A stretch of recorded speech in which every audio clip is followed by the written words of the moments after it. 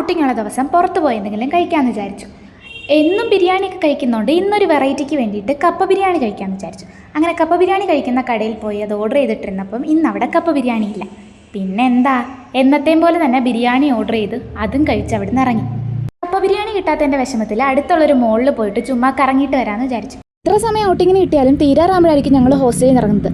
അതുകൊണ്ട് പെട്ടെന്ന് പോയിട്ട് വരാമെന്ന് വിചാരിച്ച് ബസ് വെയിറ്റ് ചെയ്തിരുന്നു. ഇപ്പോഴും ബസ് വരുന്ന സ്ഥലത്ത് ഇന്നെന്ന് പറഞ്ഞ് ബസ്സില്ല. പിന്നെ ഒരു 1.5 മണിക്കൂർ വെയിറ്റ് ചെയ്ത് ബസ്സിലേറി ഞങ്ങൾ മുകളിൽ വന്നു. ഇവിടെ വരുമ്പോൾ തന്നെ ഞങ്ങൾ മെയിനായിട്ട് പോകുന്നത് ഇവിടുത്തെ റൂഫ് ടോപ്പിൽ വന്നിങ്ങനെ ഇരിക്കാനാണ്.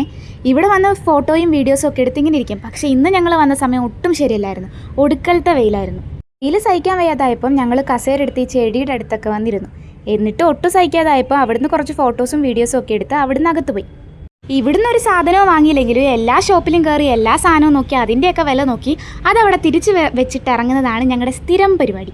അങ്ങനെ കയറി ഇറങ്ങി എല്ലായിടത്തും കയറി എല്ലാ സാധനങ്ങളും നോക്കി എങ്ങനെയൊക്കെയോ കറങ്ങിത്തിരിങ്ങി ഞങ്ങൾ മാളിന് പുറത്തിറങ്ങി. അങ്ങനെ കറങ്ങിത്തിരിങ്ങി പുറത്ത് വന്നപ്പം ഇവിടെ ഒരു വലിയ ടവർ പോലത്തെ ഒരു സംഭവം കണ്ടു. അവിടുന്ന് കുറച്ച് വീഡിയോസൊക്കെ എടുത്ത് എന്തെങ്കിലും കഴിക്കാനും കുടിക്കാനും വേണ്ടിയിട്ട് പുറത്തൊരു കടയിൽ കയറി. ഇവിടുന്ന് ഞാനൊരു ഓറിയോ മിൽക്ക് ഷേക്ക് ഓർഡർ ചെയ്ത് ഒടുക്കത്തെ ടേസ്റ്റ് ആയിരുന്നു. പിന്നെ അതൊക്കെ കുടിച്ചിട്ട് വേറൊരു പണിയില്ലാത്തതുകൊണ്ട് ബസ്സിൽ കയറി ഹോസ്റ്റലിൽ വന്നു.